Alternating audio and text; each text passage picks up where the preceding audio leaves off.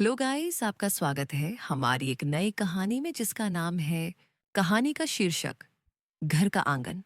भाग एक। परिवार का परिचय।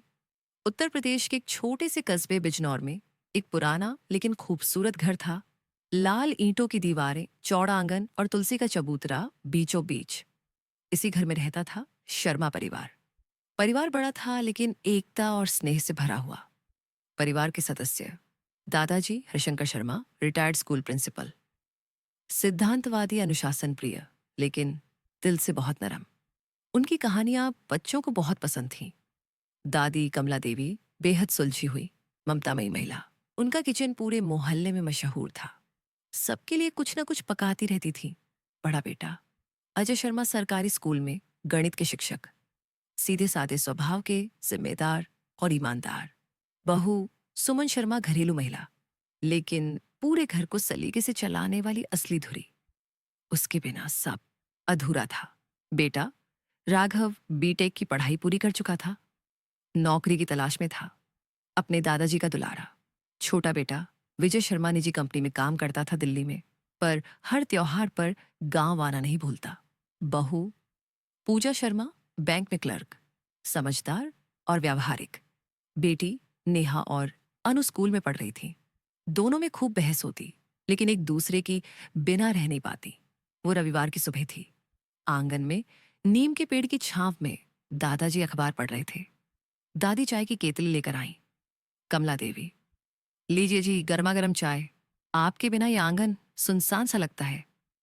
हरिशंकर: और तुम्हारे हाथ की चाय ना हो तो सुबह अधूरी लगती है। दोनों की हंसी आंगन में गूंज गई। अंदर रसोई में सुमन और पूजा सबके नाश्ते की तैयारी में लगी थी। सुमन: आज तो राघव के इंटरव्यू की तारीख आनी चाहिए थी ना? पूजा: हाँ, उसने बताया था कि मेल आज आ सकता है।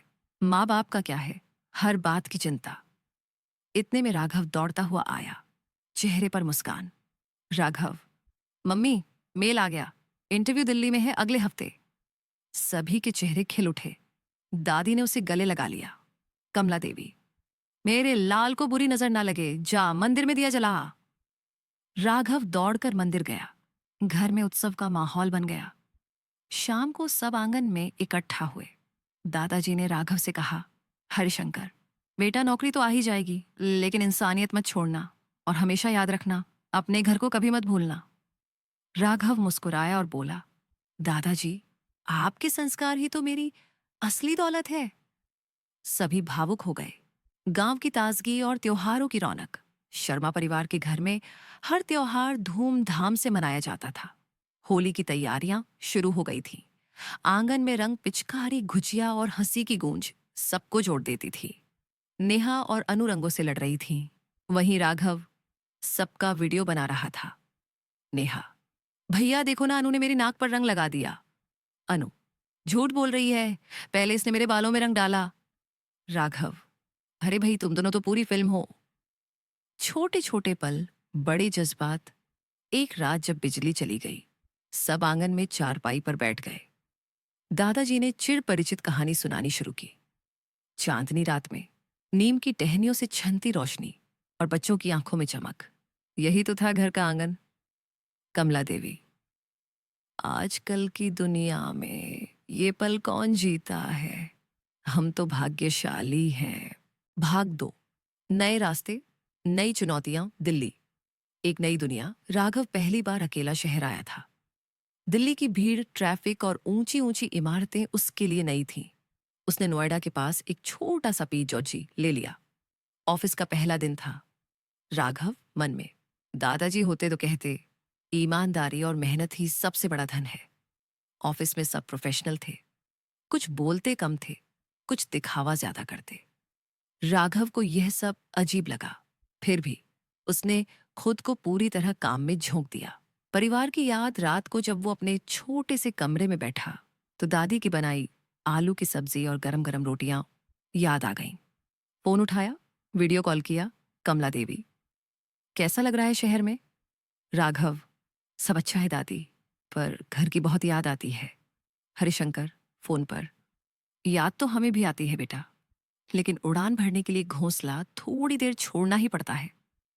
काम और संघर्ष ऑफिस में राघव को हर दिन कुछ नया सीखना पड़ता। बॉस थोड़ा सख्त था, लेकिन मेहनती लोगों की कद्र करता था। एक दिन क्लाइंट मीटिंग में राघव ने जो प्रेजेंटेशन दिया वह इतना अच्छा था कि सभी ने तारीफ की। Boss, good job Raghav, you have potential. पर सफलता के साथ अकेलापन भी बढ़ा। घर का खाना, बहनों की लड़ाई, दादी की कहानियां, सब याद आता। घर में बदलती रफ्तार, इधर बिजनौर में शर्मा परिवार भी राघव के बिना कुछ अधूरा महसूस कर रहा था। आंगन में अब उसकी हंसी नहीं गूंजती थी। नेहा और अनु अक्सर उसके पुराने वीडियो देखते और मुस्कुराती। सुमन, बड़ा हो गया है मेरा बेटा, अब घर से दूर हो गया है। पूजा, समय के साथ सब बदलता है दीदी, पर दिल का रिश्ता कभी नहीं बदलता। पहली बार घर वापसी 3 महीने बाद होली आई। राघव ने बिना बताए घर आने का प्लान बनाया। जैसे ही वो गेट के सामने पहुंचा, घर की दीवारें भी मुस्कुराने लगीं। राघव, दादी, दादाजी, मैं आ गया। दादी दौड़कर आई और उसे गले से लगा लिया। कमला देवी, मेरा राजा बेटा आ गया। सभी खुशी से झूम उठे। आंगन फिर से जी उठा। होली का रंग और रिश्तों की मिठास उस दिन होली की असली रौनक थी। राघव ने सबको रंग लगाया। दादी ने गुजिया खिलाई और दादाजी ने फिर वही कहानी सुनाई। बचपन में कैसे वो भी होली पर चुपके से रंग उड़ाया करते थे।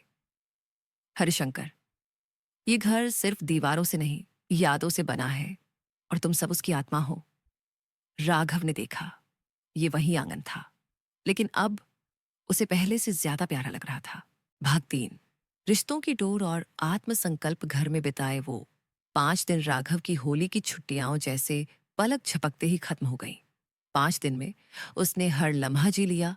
दादी की कहानियां, मम्मी की रसोई, पिताजी की सलाहें, बहनों की शरारतें। लेकिन जब जाने का वक्त आया, सबकी आंखें नम थीं। सुमन, बेटा ध्यान रखना, खाना मत छोड़ना। कमला देवी, तेरे बिना आंगन सूना लगने लगेगा। राघव खुद को रोक नहीं पाया। गले लगकर बोला, आप लोगों से दूर जाना सबसे मुश्किल काम है। दिल्ली वापसी और बदलाव। दिल्ली लौटकर राघव फिर अपने काम में लग गया, लेकिन इस बार उसमें आत्मविश्वास भी था और अपनापन भी। अब वो ऑफिस में खुलकर बोलने लगा, अपनी पहचान बनाने लगा। एक दिन उसकी मुलाकात हुई रिया कपूर से। वही ऑफिस में एचआर डिपार्टमेंट में थी।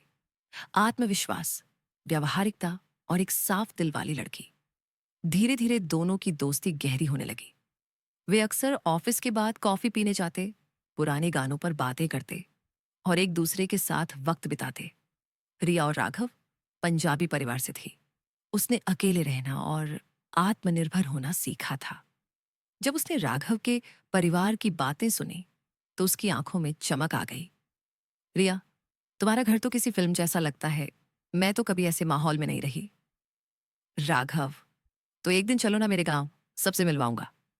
रिया मुस्कुरा दी। एक बड़ी परीक्षा, ऑफिस में एक बड़ा प्रोजेक्ट आया।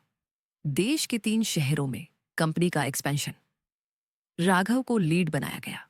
काम भारी था, लेकिन वो जुट गया। उसे देर रात तक काम करना पड़ता, कभी हफ्तों छुट्टी नहीं मिलती।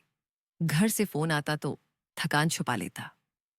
हरिशंकर फोन पर, बेटा शरीर को मशीन मत बना, थोड़ा आराम भी जरूरी है। राघव, दादाजी, बस एक बार ये प्रोजेक्ट खत्म हो जाए, फिर घर आऊंगा। बहुत याद आती है आप सबकी। रिया का साथ इस मुश्किल दौर में रिया ही उसका सहारा बनी। उसने राघव को मानसिक रूप से संभाला, उसे सकारात्मक बनाए रखा। एक दिन रिया ने पूछा, रिया, राघव, अगर मैं तुम्हारे परिवार से मिलना चाहूं तो क्या वे मुझे अपनाएंगे? राघव थोड़ी देर चुप रहा, फिर बोला, मेरे घर में दिल बड़े हैं, दरवाजे नहीं। फिर एक दिन प्रोजेक्ट खत्म हुआ और कंपनी ने राघव को प्रमोशन दिया। पर उसी दिन एक फोन आया, राघव, दादाजी की तबीयत अचानक बहुत बिगड़ गई है। उसने तुरंत बैग उठाया और बिजनौर के लिए रवाना हो गया। भाग 4, अंतिम सीख और बड़ा निर्णय। दादाजी की हालत। राघव जैसे ही घर पहुंचा, पूरे माहौल में सन्नाटा था।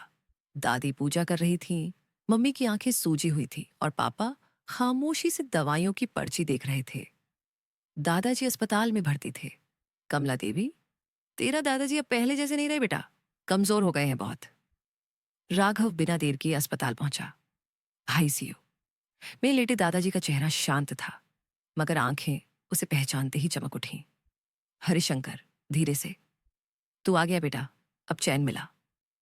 राघव की आंखें भर आईं। उसने दादाजी का हाथ पकड़ा और बोला, अब मैं कहीं नहीं जा रहा दादाजी। अंतिम वार्ता अगले दिन दादाजी को सामान्य वार्ड में शिफ्ट कर दिया गया। राघव हर पल उनके साथ रहा। दोनों ने देर रात तक बातें की, पर इस आंगन की मिट्टी कभी मत छोड़ना। राघव, दादाजी, अगर कभी मुझे दो में से एक चीज चुननी पड़ी, करियर या परिवार, तो मैं आपको चुनूंगा। हरिशंकर मुस्कुराते हुए, और यही तेरी सबसे बड़ी जीत होगी। दादाजी का जाना 2 दिन बाद सुबह सुबह दादाजी की सांसें थम गईं। पूरा घर सन्न रह गया। वो जो इस परिवार की रीढ़ थे, अब सिर्फ यादों में रह गए। अंतिम यात्रा में पूरा गांव उमड़ पड़ा। राघव ने खुद कंधा दिया और दिल से वादा किया, आपके बताए रास्ते से कभी नहीं हटूंगा। विरासत कुछ हफ्तों बाद राघव ने नौकरी छोड़ने का फैसला लिया। सब हैरान रह गए, पर राघव ने समझाया, राघव, मैं अब इस गांव में, इस घर में रहकर कुछ नया शुरू करना चाहता हूं। ऐसा काम जिससे मेरे गांव के लोग भी आगे बढ़ सके। परिवार ने पहले डर के साथ देखा, फिर धीरे धीरे उसे समर्थन देना शुरू किया।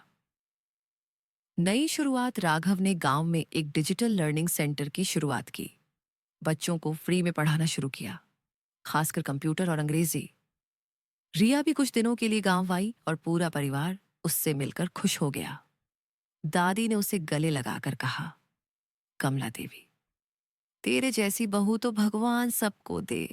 भाग 5, नई शुरुआत, नई उम्मीदें। रिया की स्वीकृति, रिया गांव आई थी सिर्फ कुछ दिनों के लिए, लेकिन शर्मा परिवार के प्यार और अपनापन ने उसे बांध लिया। वो रोज राघव के साथ डिजिटल सेंटर जाती, बच्चों से मिलती और उनके साथ समय बिताती। एक शाम जब वो तुलसी चौरे के पास बैठी थी, दादी उसके पास आई। कमला देवी, बेटा राघव के साथ जीवन काटेगी क्या? रिया की आंखों में आंसू थे, पर मुस्कान भी। रिया, माँ जी, यही तो वो घर है जिसकी मैंने हमेशा कल्पना की थी। शादी की तैयारी घर में फिर से रौनक लौट आई। पूरे गांव में बात फैल गई कि राघव बाबू की शादी शहर की लड़की से हो रही है, जो खुद भी गांव को कुछ देने आई है। नेहा और अनु खुशी से झूम रही थीं। मम्मी ने बक्से खोल दिए थे, जिनमें पुरानी साड़ियां और गहने रखे थे। सुमन, मुझे तो विश्वास ही नहीं हो रहा कि मेरा बेटा अब दूल्हा बनेगा। शादी सादगी से, लेकिन पूरे रीति रिवाजों से हुई। राघव और रिया 7 फेरों के बाद एक नई जिंदगी की शुरुआत के लिए तैयार थे। परिवर्तन की बयार शादी के बाद रिया ने भी डिजिटल सेंटर में पढ़ाना शुरू किया। उसने महिलाओं के लिए सीखो और कमाओ नाम का एक कोर्स शुरू किया, जिसमें सिलाई, ऑनलाइन व्यापार और बेसिक बैंकिंग सिखाई जाती थी। गांव की औरतें अब आत्मनिर्भर होने लगीं। रीता काकी, रिया बहू ने तो हमारी जिंदगी ही बदल दी। नेक्स्ट जनरेशन समय बीता। राघव और रिया को एक प्यारा बेटा हुआ। नाम रखा गया हरिहर, दादाजी के नाम पर। बच्चे की किलकारी से आंगन फिर से गूंज उठा। कमला देवी, ये बच्चा तो अपने परदादा की परछाई है। वही आंखें, वही मुस्कान।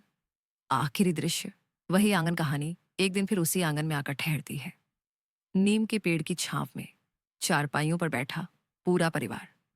राघव अपने बेटे को गोदी में लेकर दादाजी की कहानियां सुना रहा है।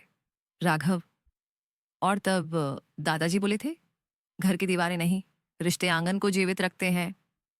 रिया चाय लाकर रखती है, दादी तुलसी में पानी देती है, और नेहा अनु को चिढ़ा रही होती है। वही हंसी, वही अपनापन, वही घर का आंगन, जहां वक्त बदलता है पर भावनाएं नहीं। अगर आपको ये कहानी अच्छी लगी तो हमारे चैनल को लाइक, शेयर, सब्सक्राइब जरूर करें। धन्यवाद।